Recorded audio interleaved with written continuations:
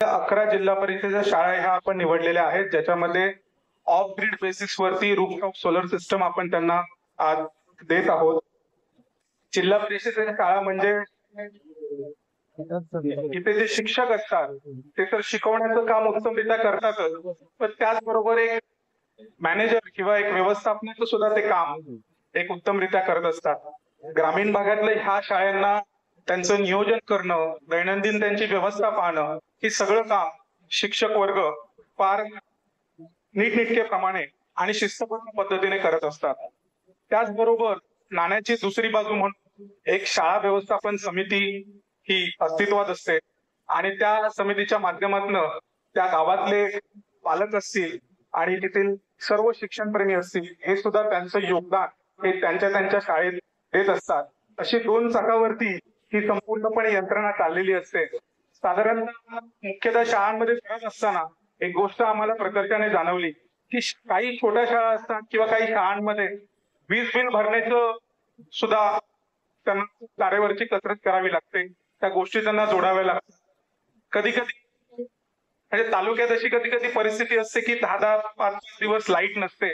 त्याही वेळी त्यांना विद्यार्थ्यांना त्या अंधारातून शिकावं लागतं. अशा वेळी त्या गोष्टीचं निराकरण कसं करावं आणि त्या गोष्टीचं जे उत्तर जे आहे ते शोधताना एक आम्हाला असं जाणवलं की जर आपण सोलरच्या माध्यमातून रूफटॉपचे संच दिले तर या गोष्टीला एक थोडंफार का होईना एक उत्तर आपण इथे ह्या प्रश्नाला देऊ शकतो. आणि त्याच एक धन्यवाद. त्याच पद्धतीने एक आगळा वेगळा उपक्रम हा आमच्या समोर आला आणि त्या उपक्रमाला आम्ही पुढे जायचं असं ठरवलं. साधारणतः याच्यामध्ये 3 सोलरचे पॅनल्स आपण देत आहोत आणि त्याच्यामध्ये बॅटरी सेट आणि त्याचा इन्व्हर्टर युपीएस आणि त्याची ट्रॉली याचं इन्स्टॉलेशनही संपूर्णपणे मोफत होणार आहे. अशा पद्धतीचा संपूर्ण सेट आहे. साधारणतः महिन्यात 60 युनिटचं प्रोडक्शन हा जो rooftop solar off grid system आहे हा संच करेल. म्हणजे 60 युनिट हे सोलर ऊर्जेच्या माध्यमातून तेवढे त्या शाळेला मिळतील.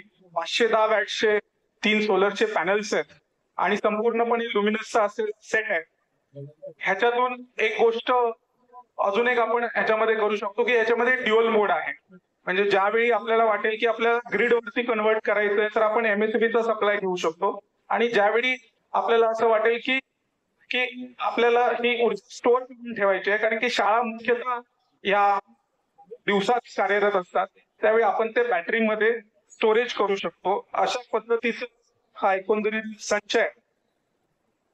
हे संपूर्णपणे करत असताना मला एक गोष्ट प्रकर्षाने आठवण करून द्यावीशी वाटते की बरोबर ह्या निवडणुकीच्या आधी लोकसभेच्या निवडणुकीच्या आधी माननीय पंतप्रधानांनी सौर ऊर्जेच्या निमित्ताने एक फार मोठी योजना ही जाहीर केलेली होती आणि ह्या संपूर्ण त्या गोष्टीची माहिती घेत असताना त्याच्या मागचा ह्या सगळ्याची ज्यावेळी माहिती घेतली त्यावेळी समजलं की त्याच्या मागचा त्यांचा उद्देश हा फार मोठा आहे.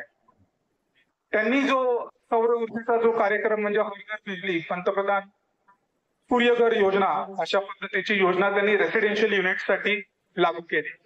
आणि एक गोष्ट म्हणजे हे ज्यावेळी साहित्य शोधत होतो ह्याची कॉस्ट साधारणतः एक 80-90 हजाराच्या आसपास एक हे युनिट पडतं.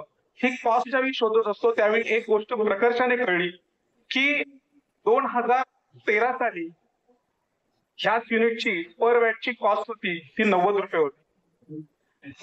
माननीय पंतप्रधानांनी जे काही ह्याच्यामध्ये अचिव्हमेंट केलंय त्याच्यामध्ये ही कॉस्ट 25 रुपयाला पडते. 25 ते 22 रुपयाला. म्हणजे जर तुम्ही होलसेल हे करायचा प्रयत्न केला तर 20 रुपयाला पडते. आणि असं एक कळलं की 2030 ही कॉस्ट 2 रुपयापर्यंत येणार आहे. ह्याचा जर ओव्हरऑल इफेक्ट जर लक्षात घेतला तर 2014 साली सोलर एनर्जीचं जे जनरेशन होतं ते जवळपास 2319 मेगावॅट पर्यंत होतं. आज ते 84 मेगावॅट वरती पोहोचलेलं आहे 10 वर्षामध्ये आणि 2029 पर्यंत 5 मेगावॅट पर्यंत ते जाणार आहे. हे सगळं अचीव करताना एक गोष्ट, हे सगळं म्हणजे असं स्टॅटिस्टिकल एक कळलं की पंतप्रधानांनी हे करताना फक्त सबसिडी या अनुषंगाने प्रयत्न केलेले नाहीयेत, त्यांनी इंडिजिनियस कंपनीजना कसा वाव मिळेल, म्हणजे आज या बॅटरी इंडिजिनियस कंपनीज तयार करत आहेत, त्याच्यामुळे त्याची कॉस्ट कमी होते, पीव्ही सोलरची कॉस्ट कमी होते. मग हे सगळं करता दोन्ही पद्धतीने हे उद्दिष्ट लवकरात लवकर गाठलं जाईल, इतकी मोठी अचिव्हमेंट ही या माध्यमातून उभी राहिली आहे. आणि खरं तर सांगायचं तर ह्या गोष्टीची प्रेरणा मला कुठून मिळाली असेल की अशा पद्धतीचा आपण एक इथे उपक्रम करू शकतो, तर ती माननीय श्री रवींद्र चव्हाण साहेबांमुळे मिळाली. मी एक गोष्ट सांगू इच्छितो की मी डोंबिवलीचाही रहिवासी आहे. डोंबिवलीमध्ये साहेबांनी प्रत्येक हाऊसिंग सोसायटीजला ग्रीनच्या पद्धतीमध्ये त्यांनी रूफटॉप सोलर सिस्टमची एक योजना चालवली होती. आणि त्याच गोष्टीची प्रेरणा घेऊन आपणही इथे काही करू शकतो. तर आपल्या नेत्याचं अनुकरण हे आपण अशा पद्धतीने करू शकतो का, अशा पद्धतीने ज्यावेळी विचार केला त्यावेळी ह्या गोष्टीचा मार्ग सापडला की आपण सोलर जर ऑफ ग्रीड पद्धतीने शाळेत जर गेलो तर जे काही देशाच्या पंतप्रधानांनी जे काही उद्दिष्ट ठेवलंय त्यामध्ये छोटंफार एक आपलाही भाग असेल. मी स्वतःला फार नशीबवान समजतो की माझ्या राजकारणाची सुरुवात ही भारतीय जनता पार्टी आणि आमचे नेते रवींद्र चव्हाण साहेब यांच्या सहवासात सुरू झाली.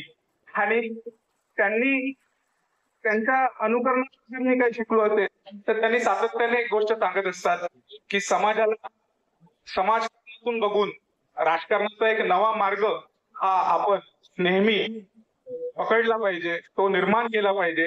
आणि तोच मूलमंत्र घेऊन छोट्या छोट्या गोष्टीतून, जसं ते न बोलता काही गोष्टी करत असतात, कुठलीही गोष्ट न बोलता त्यांनी ज्या पद्धतीने निधी आणलाय, ज्या पद्धतीने ते प्रकर्षाने एखाद्या गोष्टीचा पाठपुरावा करतात, तेच सगळे गुण हे एक कार्यकर्ता म्हणून त्यांच्याकडून घेऊन मी वाटचाल करत असतो. अजून एक गोष्ट या माध्यमातून सांगू इच्छितो की ही सर्व जी रूफटॉपची जी सोलर यंत्रणा आहे ती 11 शाळांना आपण तालुक्यातल्या ज्या वेगवेगळ्या भागामध्ये आपण असं त्यांना वाटून दिलेलं आहे. पुढच्या 3 दिवसामध्ये ह्याचं इन्स्टॉलेशन पूर्ण होईल. शाळा व्यवस्थापन समिती किंवा त्या भागातले भारतीय जनता पार्टीचे प्रमुख पदाधिकारी ह्यांचे नंबर्स देऊन तिकडे जी इन्स्टॉलेशन करणारी जी यंत्रणा आहे ती पुढच्या 3 दिवसामध्ये ह्याचं काम पूर्ण करेल. अशा पद्धतीने हा प्रकल्प मार्गस्थ येईल.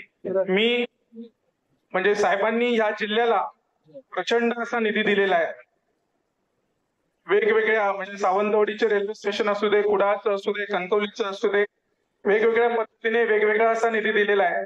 त्यांना आपण वाढदिवसाची भेट काय देऊ शकतो, तर एक सामाजिक उपक्रम, एक शैक्षणिक उपक्रम ज्या माध्यमातून या जिल्हा परिषदेच्या शाळा या ऑफ ग्रीड पद्धतीने आपण रूफटॉप सोलर वरती कन्वर्ट करू शकलो, ते एक वाढदिवसाची भेट आपण देऊ शकतो असा एक आशय मनात मांडला. आणि त्या पद्धतीने तो संकल्प आज पूर्णत्वात येत आहे याचा मला आनंद होतो. मी अशाच पद्धतीने माझ्या वाणीला विराम देतो आणि तुर्तास आपली रजा घेतो. धन्यवाद.